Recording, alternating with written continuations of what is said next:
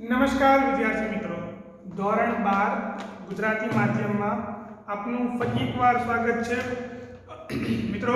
આપણે chapter number 11 જોતા હતા કે ત્રિપરિમાણીય ભૂમિતિ, જેની અંદર ત્રિપરિમાણીય ભૂમિતિમાં આપણે રેખાની દિક કોસાઇન અને દિક ગુણોત્તર શું છે એ આપણે જોયા હતા. એકવાર થોડું રિવિઝન કરાવી દો કે L बराबर cos अल्फा, m बराबर cos बीटा, m बराबर cos गामा. तो अल्फा बीटा અને ગામા એ શું છે? તો એ છે રેખાનો x અક્ષ સાથે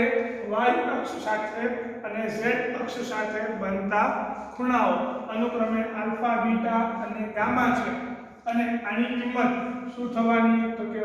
a ના છેદમાં વર્ગમૂળમાં a સ્ક્વેર વત્તા b સ્ક્વેર વત્તા c square plus or minus b ના છેદમાં વર્ગમૂળમાં a સ્ક્વેર વત્તા b સ્ક્વેર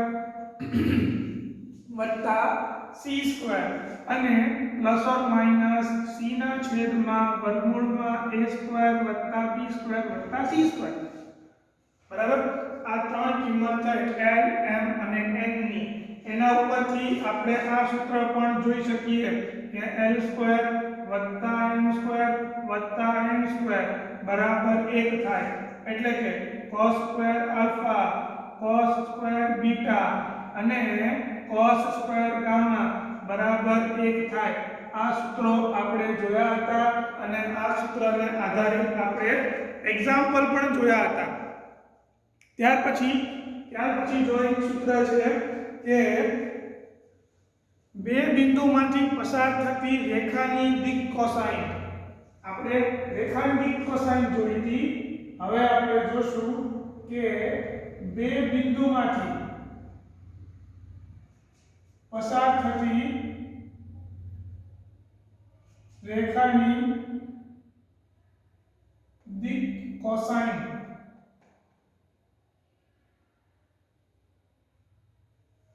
એ શું થશે? તો કે રેખાની બે બિંદુમાંથી પસાર થતી દિક કોસાઇન, જેનું સૂત્ર દાખલા તરીકે પહેલું બિંદુ છે a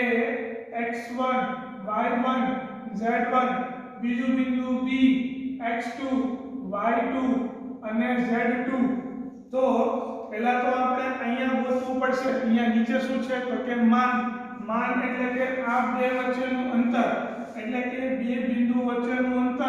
અંતર સૂત્ર તમે 11 માં પડી ચૂક્યા છો. શું થશે? તો કે x ની બાદબાકી એટલે કે x1 x2 એનો વર્ગ, y ની બાદબાકી વત્તા y1 y2 એનો વર્ગ અને z ની બાદબાકી એટલે કે z1 z2 એનો વર્ગ. આ તમારો થશે દરેકના છેદમાં L, M અને M. તો અંશમાં શું આવશે? તો કે પહેલા આપણે જોઈ લઈએ દિક ગુણોત્તર. દિક ગુણોત્તર આપણને મળી જાય, એના ઉપરથી આપણે દિક કોસાઇન આરામથી મળી જાય. એટલે કે અહીંયા પહેલો દિક ગુણોત્તર આવશે x1 x2, બીજો દિક ગુણોત્તર હશે y1 y2 અને ત્રીજો ગુણોત્તર હશે z1 z2. અને આ ગુણોત્તરના દિક કોસાઇન L બરાબર શું આવશે? તો કે આ x1 x2 એના છેદમાં AB એટલે કે આ વર્ગમૂળમાં m શું થશે? તો કે એ થવાના y1 y2 એના છેદમાં AB અને n આ થવાનું z1 z2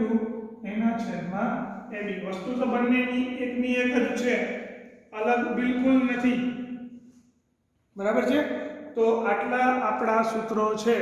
આજના જોવાના. તો એ આપણા સૂત્રો. અને હવે પછી આપણે જે એક્સરસાઇઝ નંબર 1 છે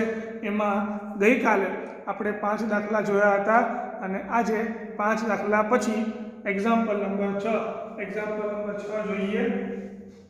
જો નંબર 6 માં શું આપેલું છે?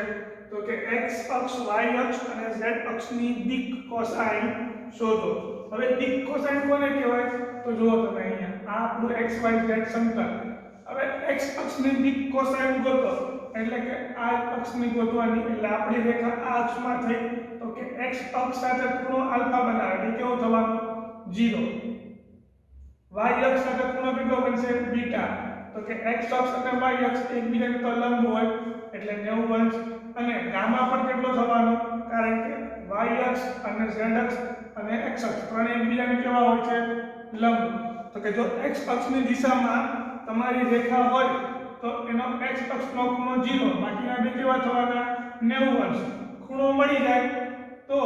તમને આના દિક કોસાઇન મળી જાય, એટલે કે cos 0 મળશે અહીંયા 1, આ થવાનું 0, આ થવાનું 0, કેમ, કારણ કે cos 90 અંશ એ શું થઈ જાય 0, તો તમે આને વ્યવસ્થિત લખી શકો આવી રીતે.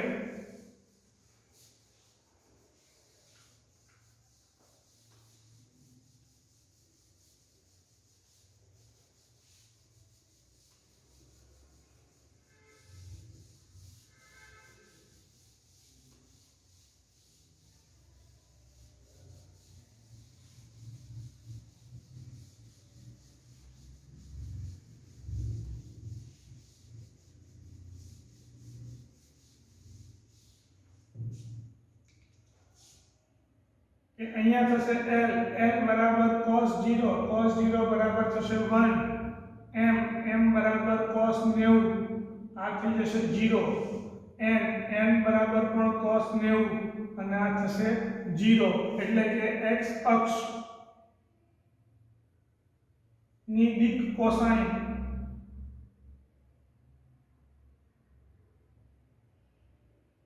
1 0 0 છે. એવી રીતે y અક્ષ ની દિક કોસાઇન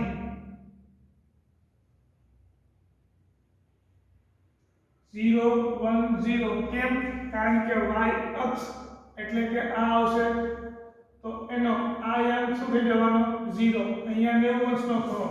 આ y અક્ષ ઉપર છે એટલે આ ખૂણો શું થવાનો 0 અંશ, અને આ થવાનો 90 અંશ, કારણ કે જો તો x અક્ષ સાથે બનતો ખૂણો 90 અંશ, z અક્ષ સાથે બનતો ખૂણો 90 અંશ અને y અક્ષ સાથે તો કે 0 અંશ, કારણ કે એની ઉપર જ છે એટલા માટે, એટલે આપણો જવાબ શું થશે અહીંયા, તો કે અહીંયા આ થઈ જશે cos 90 0 અને cos 0 આ થઈ જશે 1 અને આ તો છે એટલે કે 0 1 0. એના પછી z અક્ષ થઈ જાય એટલે આ થઈ જવાના 90 અને આ થઈ જશે 0, એટલે આ 90 અંશ, આ 90 અંશ અને આ થઈ જશે 0 અંશ, એનો જવાબ આવશે 1. એટલે અહીંયા થશે કે z અક્ષની દિક કોસાઇન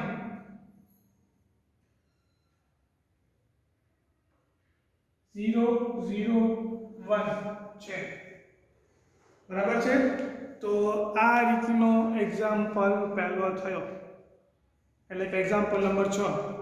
ત્યાર પછી એક્ઝામ્પલ નંબર 7 જુઓ તો જે આપણે સૂત્ર હતું એ પ્રમાણે છે, શું, તો કે બે બિંદુઓમાંથી પસાર થતી રેખાની દિક કોસાઇન શોધો. હવે બે બિંદુઓમાંથી પસાર થતી રેખાની દિક કોસાઇન કીધી છે. નંબર 7, તો કે ધારો કે પહેલું બિંદુ છે A, હવે બિંદુ એ આપણે શું કહેશું -2 4 અને -5, પછી બિંદુ B એ થશે 1 2 અને 3. પહેલા ગોતી લઈએ દિક ગુણોત્તર. દિક ગુણોત્તર શું થશે, તો કે દિક ગુણોત્તર થશે x ની બાદબાકી. જો તો x ની બાદબાકી શું થવાની, એટલે કે -2 -1 આ થશે -3, પછી આ થવાનું 4 2 એટલે કે 2 અને આ થશે -8 -5 -3 આ થવાનો -8, અને આનું દિક કોસાઇન ગોતતા પહેલા આપણે AB ગોતવું પડશે. AB નું અંતર વર્ગમૂળમાં આનો બાદબાકી એટલે અહીંયા આ છે -3 નો વર્ગ, y ની બાદબાકી એટલે કે 2 નો વર્ગ, વત્તા x ની બાદબાકી -8 8 નો વર્ગ 3 નો વર્ગ 9 2 નો વર્ગ 4 અને 8 નો વર્ગ થશે 64 9 અને 4 13 64 અને 13 કેટલા થવાના તો કે 77 આનો જવાબ કેટલો થશે વર્ગમૂળમાં 77 ચલો હવે આપણે ગોતી લઈએ દિક કોસાઇન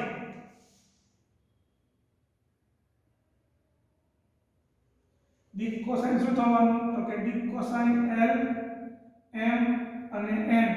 આ શું બરાબર થવાનું તો કે આ થશે a એટલે કે પહેલું -3 એના છેદમાં વર્ગમૂળમાં 77 m એટલે કે બીજું 2 ના છેદમાં વર્ગમૂળમાં 77 અને ત્રીજું -8 એના છેદમાં વર્ગમૂળમાં 77 તો આ તમારો જવાબ થયો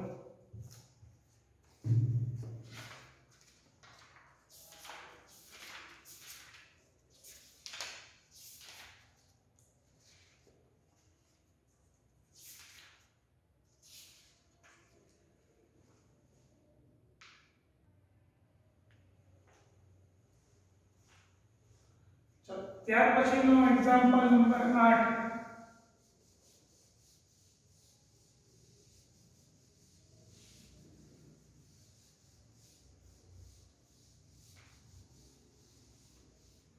શું કીધું છે એમાં તો કે સાબિત કરો કે બિંદુ a b અને c એ કેવા છે સમરેખ છે હવે આ બિંદુઓને સમરેખ સાબિત કરવા માટે આપણે શું કરીએ તો કે પહેલા નામ આપી દઈએ કે બિંદુ a b અને c આપેલા છે નામ આપેલા છે તો આપણે પહેલા ab ની દિક ગુણોત્તર જોઈ લઈએ bc નો દિક ગુણોત્તર જોઈ લઈએ અને પહેલા દિક ગુણોત્તર જોઈએ ab નો અને bc નો પછી જોઈએ શું થાય છે જો તો અહીંયા નંબર 8 કે તમને આપેલા છે બિંદુ a છે 2 3 -4 બિંદુ b શું છે અહીંયા 1 -2 3 બિંદુ c શું છે અહીંયા તો કે 3 8 અને -11 ચલો પહેલા આપણે ગોતીએ ab નો દિક ગુણોત્તર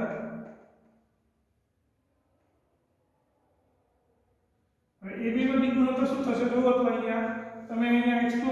x1 પણ કરી શકો અથવા x1 x2 પણ કરી શકો ચોઇસ ઇઝ યોર પણ જો તમે a થી b નો કરો તો b a આપણે જેનું સદિશનું હતું એવી રીતે કરો તો પણ તમારા માટે વેલિડ છે ખોટું નથી બરાબર આપણે b a કરીએ જો તો શું મળશે અહીંયા તો કે આને આપણે કહીએ a1 પહેલાને શું કીધું આપણે a1 બીજાને કહીએ b1 અને ત્રીજાને કહીએ c1 જો તો શું મળે છે તો કે આ તમને a1 શું મળવાનું તો કે 1 2 b1 શું મળવાનું તો કે -2 -3 અને c1 શું મળવાનું c1 મળશે 3 + 4 એટલે આનો જવાબ શું થશે તો કે આનો જવાબ છે -1 આનો જવાબ -5 આનો જવાબ 7 એવી જ રીતે BC નો દિક ગુણોત્તર જોવો તો શું મળે છે તો કે BC નો એટલે કે બિંદુ B અને C ને જોડવાથી જે રેખા મળે એ રેખાનો દિક ગુણોત્તર ગોતવાનો બરાબર અને એ દિક ગુણોત્તર જોવો શું મળશે તો કે BC નો દિક ગુણોત્તર બરાબર આને કહીએ આપણે a2 આને b2 અને આને કહીએ આપણે c2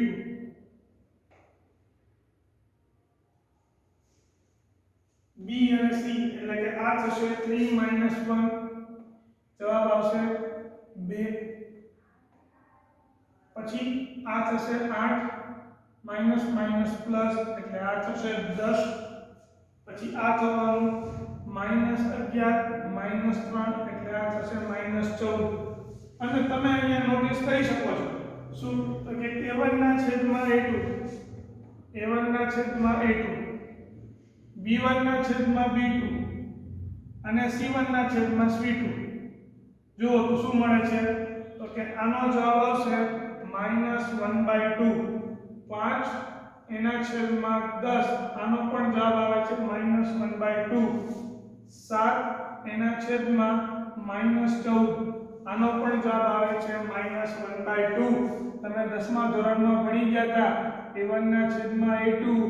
b1 ના છેદમાં b2 અને c1 ના છેદમાં c2 તો આ ત્રણેય સમાન હોવાથી આ ગુણોત્તરો સમાન હોવાથી તો શું કહેવાય તો કે આ રેખા એકબીજાને સંપાતી છે એટલે કે આ જે AB રેખા જે છે અને BC રેખા એ બંને એક જ રેખાનું સમીકરણ દર્શાવે છે એક રેખાનું સમીકરણ દર્શાવે છે માટે શું કહેવાશે તો કે માટે કહેવાશે A B C એ સમરેખ છે એટલે કે એક જ રેખા ઉપર આવેલા છે તેમ કહેવાય બરાબર છે ચલો સેમ આના જેવો એક્ઝામ્પલ નંબર 9 સેમ આના જેવો છે એમાં તમને બિંદુઓ ખાલી ફરી ગયા છે A B C અને આપણે એમાં પણ આની આ જ પ્રોસેસ કરીશું A1 B1 A2 B2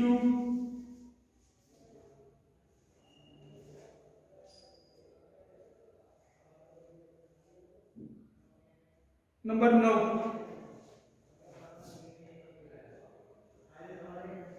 સાબિત કરો કે બિંદુ આ ત્રણેય કેવા છે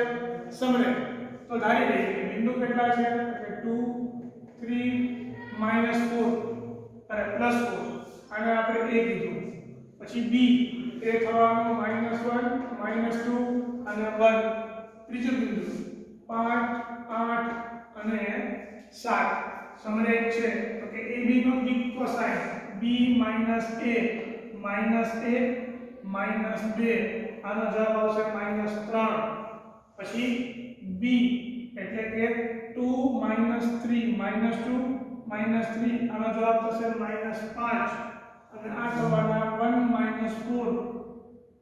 એટલે આનો જવાબ થશે -3 અહીંયા ચેક કરીએ BC એટલે કે C - B 5 + 1 6 8 + 2 એટલે કે 10 અને 7 - 1 એટલે આ થશે 6 ચેક કરો ગુણોત્તર જુઓ શું આવે છે તો કે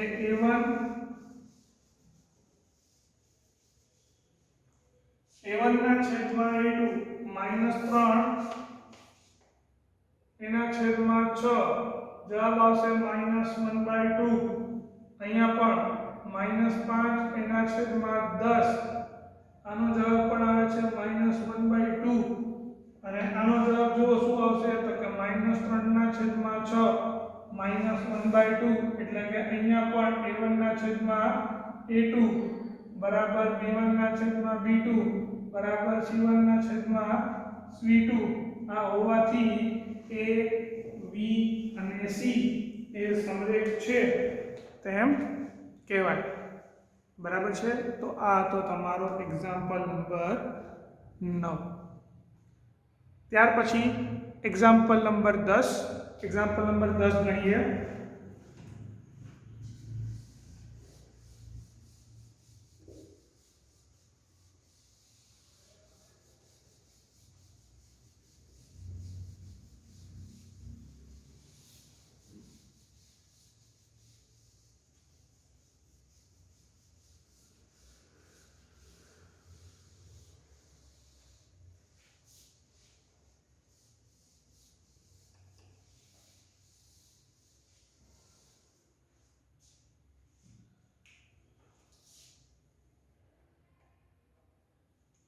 નંબર 10 બિંદુઓ શિરોબિંદુવાળા ત્રિકોણની બાજુની દિક કોસાઇન શોધો એટલે કે તમને આપેલું છે ત્રિકોણના શિરોબિંદુઓ આ શિરોબિંદુ A આ શિરોબિંદુ B અને આ શિરોબિંદુ C જો શિરોબિંદુ એ કયું છે તો કે નામ આપી દઈએ આ થશે 3 5 -4 પછી B આ થશે -1 1 અને 2 અને સી એ થવાનું -5 -5 -2 આ ત્રણ શિરોબિંદુઓ છે નામ આપી દીધા તો કે ધારો કે એ થશે 3 5 -4 બી -1 1 અને 2 અને ત્રીજું સી -5 -2 અને આ બાજુઓની એટલે કે આ AB બાજુની દિક કોસાઇન ગોતવાની BC બાજુની દિક કોસાઇન ગોતવાની અને CA એટલે કે AC બાજુની દિક કોસાઇન ગોતવાની ચલો પહેલા આપણે ગોતીએ કે AB ની એટલે કે રેખા AB ની દિક કોસાઇન હવે રેખા AB ની દિક કોસાઇન મેળવવા માટે પહેલા દિક ગુણોત્તર લેવો પડે એટલે કે AB નો દિક ગુણોત્તર શું થવાનો તો કે હવે AB ના દિક ગુણોત્તર AB નો દિક ગુણોત્તર એટલે કે આ AB B - A પહેલો શું થવાનો પહેલાને આપણે કહી દઈએ A1 એ થવાનો B - A આ થશે -4 પછી બીજાને આપણે કહી દઈએ B1 એ શું થવાનો એ પણ -4 અને ત્રીજું થશે C1 એ થવાનો 2 + 4 એટલે એ થશે 6 અને હવે એનો દિક ગુણોત્તર ગોતી લઈએ એટલે એ આપણને મળશે L બરાબર શું થશે તો કે -4 એના છેદમાં વર્ગમૂળમાં 4 નો વર્ગ 16 વત્તા 4 નો વર્ગ 16 વત્તા 6 નો વર્ગ 36 આનો ખાલી જવાબ કરો શું થાય છે તો કે 16 દુ 32 32 વત્તા 36 એટલે આ થવાના 68 બરાબર અને 68 કરશું તો 17 ચોક 68 થાય એટલે કે આનો જવાબ થશે -4 ના છેદમાં 17 ચોક 68 વર્ગમૂળમાં 68 એટલે આ જવાબ થશે 17 ચોક 68 એટલે કે 2 વર્ગમૂળમાં 17 જવાબ આવશે -2 ના છેદમાં વર્ગમૂળમાં 17 પછી m શું આવશે m માં પણ -4 ના છેદમાં વર્ગમૂળમાં 16 વત્તા 16 વત્તા 36 બરાબર આનો જવાબ પણ આ જ આવશે -2 ના છેદમાં વર્ગમૂળમાં 17 અને n બરાબર શું થશે તો કે 6 ના છેદમાં વર્ગમૂળમાં 16 વત્તા 16 વત્તા 36 એટલે આ પણ થશે 3 ના છેદમાં વર્ગમૂળમાં 17 આ થયું આપણે AB નું નંબર 1 AB બાજુ હવે ગોતીએ નંબર 2 BC ની દિક કોસાઇન BC ની દિક કોસાઇન તો BC ની દિક કોસાઇન ગોતતા પહેલા તો BC બાજુના દિક ગુણોત્તર ગોતવા પડશે તો કે BC ના દિક ગુણોત્તર અને એ કયા થવાના તો કે A2 B2 અને C2 જો તો BC એટલે કે C - B -5 વત્તા 1 એટલે આ થશે -4 -5 -1 -6 -2 એટલે આ થશે -4 તો આનો પણ દિક ગુણોત્તર શું થવાનો તો કે દિક કોસાઇન ગુણોત્તર આપણને મળી ગયો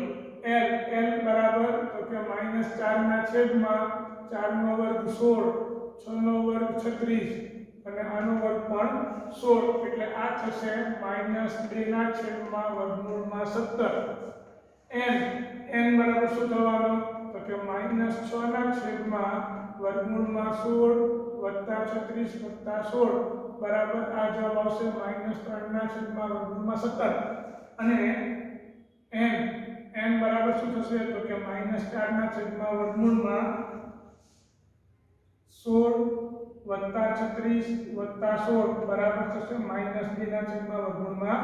17 તો આ થયું તમારું દિક કોસાઇન હજી બાકી ત્રીજી બાજુ AB BC હવે ગોતીએ AC નંબર 3 તો કે AC ની દિક કોસાઇન જો તો શું થશે તો કે પહેલા ગોતીએ AC ના દિક ગુણોત્તર અને એ દિક ગુણોત્તર શું થવાના તો કે A3 B3 અને C3 હવે A અને C માઈનસ એ કરીએ -5 -3 જવાબ આવશે -8 -5 -5 જવાબ થશે અહીંયા -10 -2 + 4 આનો જવાબ થવાનો +2 ગોતી લઈએ l બરાબર શું થાય તો કે પહેલાના છેદમાં 8 એના છેદમાં બધાનો વર્ગ વર્ગમૂળમાં 64 + 100 + 4 એટલે આ થશે 8 ના છેદમાં વર્ગમૂળમાં 168 8 ના છેદમાં વર્ગમૂળમાં 168 છેલ્લે 68 છે એટલે 4 વડે ભાગ ચાલશે જુઓ તો કેટલો જવાબ આવે છે 4 વડે ભાગ ચલાવીએ તો ચોકો 16 વધી 8 2 એટલે કે 4 વર્ગમૂળ 42 ચોક 168 થાય એટલે આનો જવાબ થશે -8 એના છેદમાં 2 વર્ગમૂળમાં 42 એટલે કે -4 ના છેદમાં વર્ગમૂળમાં 42 આ જવાબ થયો એના પછી m શું થવાનો તો કે m થશે 10 ના છેદમાં વર્ગમૂળમાં 64 + 100 + 4 એટલે કે નીચે વધશે કેટલા 2 વર્ગમૂળમાં 42 ઉપરની આગળ ઉડી જાય એટલે કે 5 ના છેદમાં વર્ગમૂળમાં 42 અને n બરાબર શું થશે તો કે 2 ના છેદમાં વર્ગમૂળમાં 64 + 100 + 4 2 ઉડી જાય એટલે આ વધશે 1 ના છેદમાં વર્ગમૂળમાં 42 તો આ તમારો જવાબ થયો કે ત્રણેય બાજુની l m અને n એની દિક કોસાઇન તો કે પહેલા લખી શકો શું તો કે AB ની દિક કોસાઇન થવાની -2 ના છેદમાં વર્ગમૂળમાં 17 -2 ના છેદમાં વર્ગમૂળમાં 17 અને 3 ના છેદમાં વર્ગમૂળમાં 17 છે ત્યાર પછી જોઈએ તો કે BC ની દિક કોસાઇન એ થવાની -2/√70 -3/√70 અને -2/√70 અને છેલ્લે C એટલે કે AC ની દિક કોસાઇન એ થશે -4 ના છેદમાં વર્ગમૂળ 42 -5 ના છેદમાં વર્ગમૂળ 42 અને 1 ના છેદમાં વર્ગમૂળમાં 42 તો આ રીતનો તમારો એક્ઝામ્પલ થયો બરાબર છે ચાલો તો આ રીતે જોવા જઈએ આપણે તો અહીંયા તમારો સ્વાધ્યાય 11.1 અને એની આગળના ઉદાહરણ નંબર 1 2 3 4 અને 5 એ 5 ઉદાહરણ અને આ 5 સ્વાધ્યાયના દાખલા કુલ થઈને 10 દાખલા આપણે હજી સુધીમાં જોયા ત્યાર પછી હવે આવે છે રેખાનું સદિશ સમીકરણ તો એ થોડુંક સદિશ સમીકરણ સમજી લઈએ અને પછી આપણે આ પાર્ટ રાખીશું અને આના પછીના ભાગમાં એ સદિશ સમીકરણને થોડીક વધારે પડતી થિયરી છે એ થિયરી એ બધું જ આપણે નેક્સ્ટ પાર્ટ્સમાં ડિસ્કસ કરીશું તો અત્યારે થોડુંક ખાલી સમજી લઈએ કે રેખાનું સદિશ સમીકરણ કેવી રીતનું છે અને આપણે એને કેવી રીતે બનાવીએ છીએ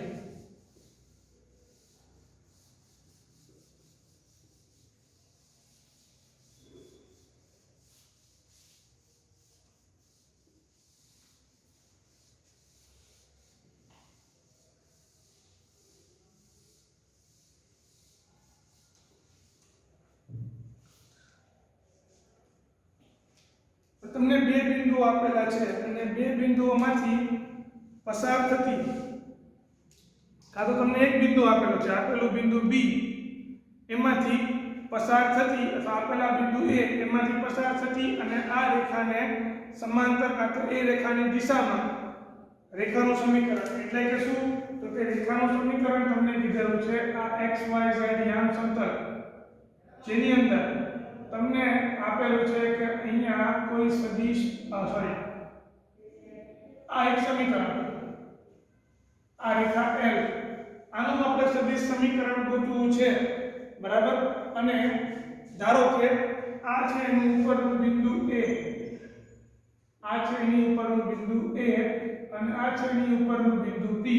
અને આને આપણે કહીએ સદિશ B એટલે કે આ શું થાય તો કે આ થઈ રેખાની દિશા અહીંથી આટલો આ સદિશ લઈ લો A તો પછી આ સદિશ કયો થાય તો કે આ સદિશ થાય R અને R કેવી રીતે મળે તો કે A + B થી મળશે બરાબર છે એટલે અહીંયા આનું સદિશ સમીકરણ R બરાબર થશે સદિશ A + લેમ્બડા સદિશ B એટલે આ છે તમારું રેખાનું સદિશ સમીકરણ ખાલી આ સદિશ સમીકરણ યાદ રાખી લો કે કેવી રીતે થાય છે તો કે આ રેખા એ ઉગમ બિંદુ સાથે એટલે કે ઉગમ બિંદુમાંથી પસાર થતી રેખાની દિશા